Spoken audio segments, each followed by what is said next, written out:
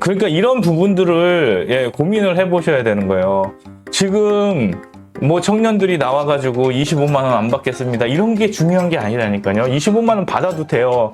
제가 제일 깔끔하게 하는 거 25만 원 세금 안 걷으면 되는데 왜 굳이 이들이 돈을 나눠주려고 하느냐?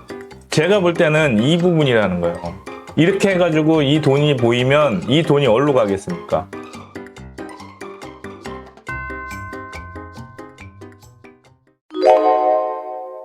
이번에 25만 원에 관한 이야기인데요. 수요일 날 플랫폼 이야기를 좀 말씀을 드렸을 거예요. 티몬과 위메프 이야기를 좀 해드렸는데 그거하고 연장선상에서 제가 요즘에 조금 봤습니다.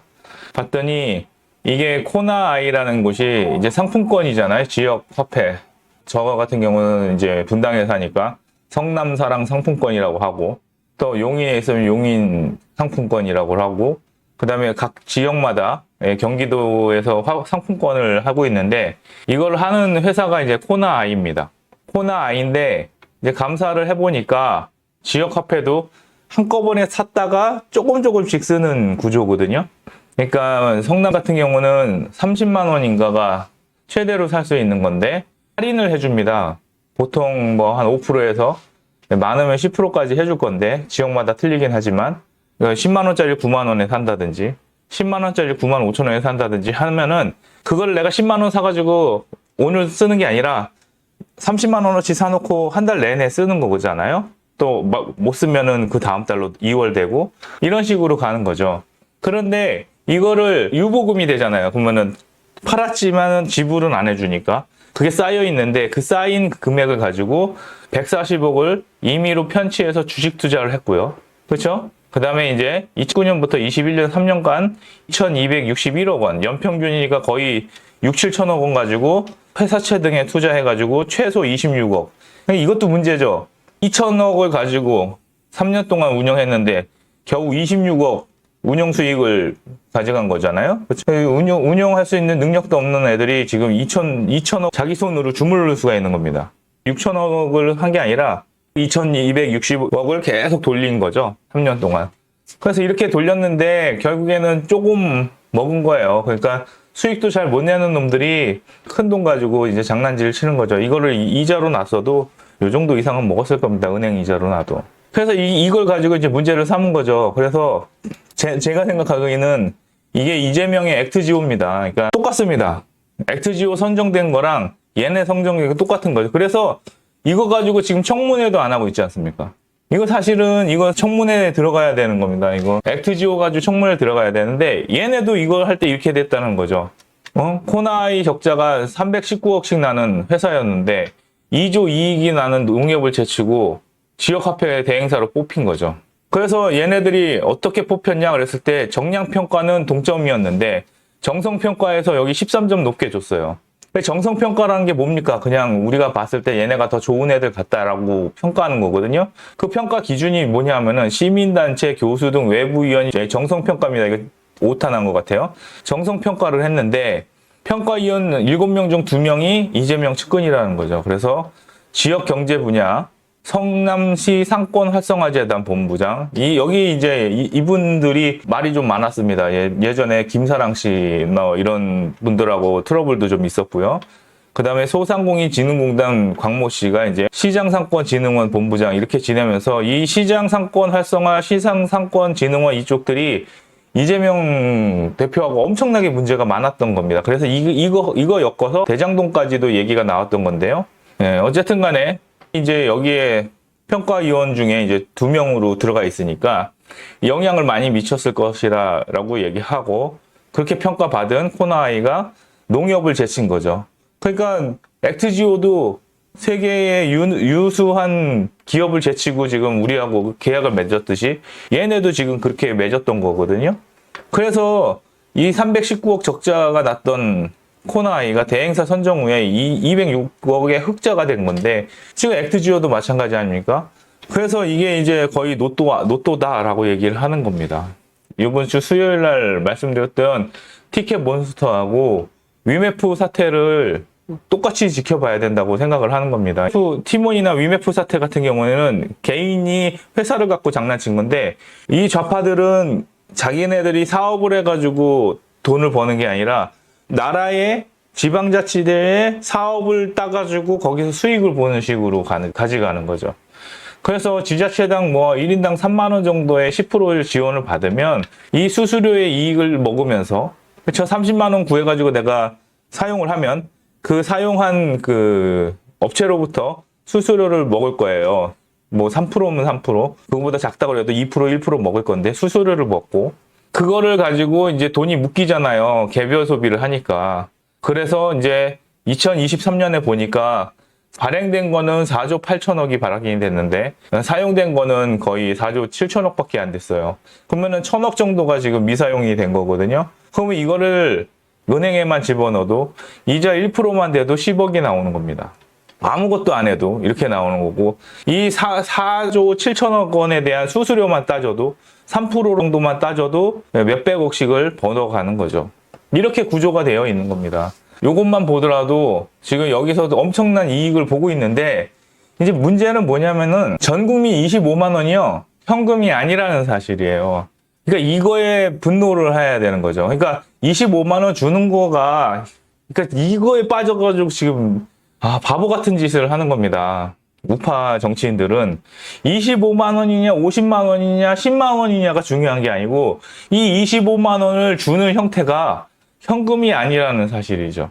그래서 여기 보시면 국가와 지방자치가 국민 1명당 25만 원에 35만 원의 지역상품권, 지역화폐를 지급한다는 거죠. 이걸 공짜로 주는 거예요. 국민들한테. 근데 이 돈이 어디로 묶입니까? 이 돈이 바로 코나 이쪽에 묶이는 거죠.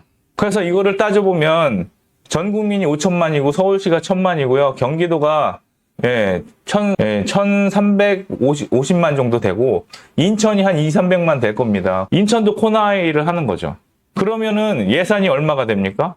지금 한 3조 5천억이 되고 또 인천까지 들어간다 그러면 거의 4조 원의 이 자금이 코나이를 통해서 국민들한테 뿌려지는 형태로 가는 거죠. 그게 문제인 거예요. 지금 이거를 무슨 뭐 포퓰리즘이 어쩌니 그게 아니고 이 정책을 통해서 누가 이익을 받느냐를 항상 봐야 되는데 그걸 못 보는 거죠. 그러면은 우파의 기업이 받으면 되겠냐? 그것도 안 되는 거예요. 왜? 전반적인 어떤 국가의 사업을 어떤 개인이 그 국가의 사업을 이용함으로 인해서 비용이 발생하는 것을 편취하면 안 되는 겁니다. 그래서 이런 정책은 좋지 않은 거예요. 차라리 현금을 동사무소에 가서 나눠준다 그러면은 괜찮아요. 왜냐하면 그 돈 받아서 쓰면 되니까. 근데 그렇게 나눠주지 않을 거라는 거죠. 내 통장에 따박따박 꽂히는 것도 아니고 이 돈이 지역화폐식으로 나눠준다 그러면은 반드시 그 지역화폐를 가지고 사업하는 사람들이 이득을 보게 돼 있는 거거든요. 이 포인트로 가야 됩니다. 지금 해피머니 상품권 완전히 난리 났고요. 티몬 상품권 난리 나고 지금 문화상품권도 난리 나고요. 지금 상품권들이 지금 줄줄이 도산하게 생겨 있습니다.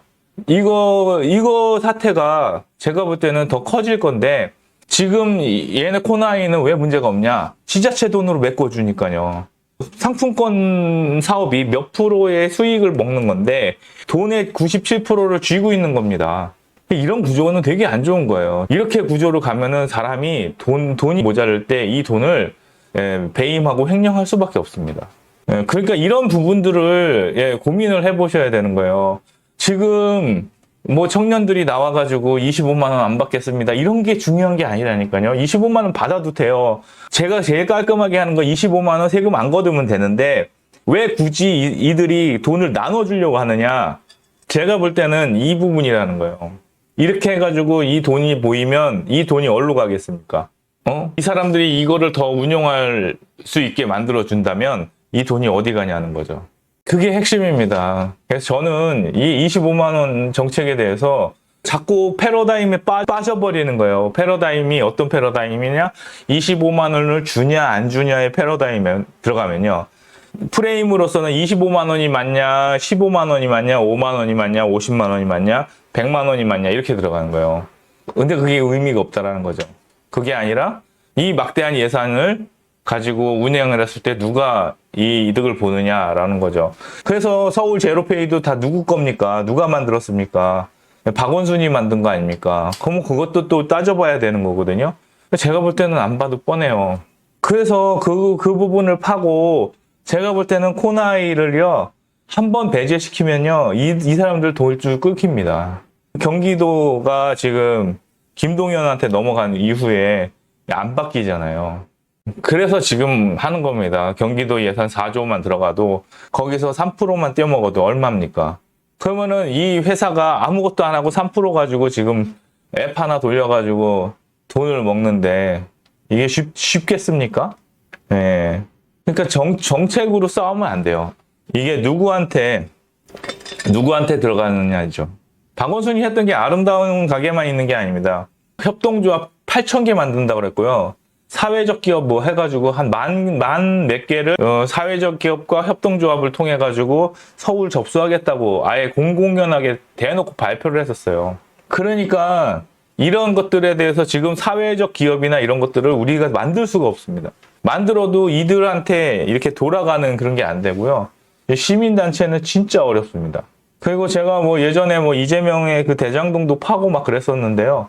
세금기 생충할 때 좌파 정책에 대해서 엄청나게 많이 팠어가지고 얘네들 하는 방법이 되게 다양합니다. 그냥 자기네들이 돈을 들여가지고 이런 회사들을 못 만드니까 이 마이 사업 같은 거 막 기념관 이런 것들을 자기네가 운영권을 따요. 위탁 운영을 해가지고 거기를 사무실로 삼아가지고 대부분의 박물관이나 기념관이나 전시관 같은 게 다 위탁 운영되고 있는데 그 위탁 운영을 어디서 하냐면은 대부분이 기념사업회에서 하고 있습니다.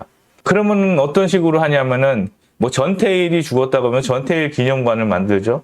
그럼 그 전태일 기념관을 운영하는 사람은 누구겠습니까? 예, 전태일 이제 뭐 사람들이 만들어가지고 거기 들어가는 거예요. 그러면 이 사람들은 회사 얻고 그 다음에 거기에 회의실도 얻으면서 거기서 계속적으로 사람들을 모아가지고 교육을 시키는 교육관으로 삼습니다. 그래서 자기네들의 그런 사상이나 이런 것들을 다 심는 식으로 거기 이용하는 거죠. 그래서 대부분의 마이스 사업들이 이쪽에서 이루어지고 있습니다. 제가 뭐 시간 나면 이거 가지고도 뭐 하루 종일 떠들 수 있는데요. 이게 뭐 주는 아니니까 일단은 여러분들이 아셔야 되는 게 25만 원을 받든 100만 원을 받든 그걸 나한테 현금으로 주면은 문제가 아니에요. 근데 그게 아니라 지금 이런 식으로 지역화폐를 준다 그랬을 때 이 지역화폐를 운영하는 데랑 이 민주당이 무슨 커넥션이 있냐 이렇게 들어가야 되는데 이런 식으로 지금 못 들어가고 있는 것도 있고요. 제가 볼 때는 그 대장동 사건 때도 곽상도 의원인가 그 국민의힘 의원이 같이 연루되어 있었잖아요. 제가 볼 때는 이것도 연루되어 있을 가능성이 큽니다. 그래서 그런 거를 다 안 할 수 있는 사람으로 정치권이 좀 바뀌어야 되는데 지금 그럴 게 쉽지 않습니다.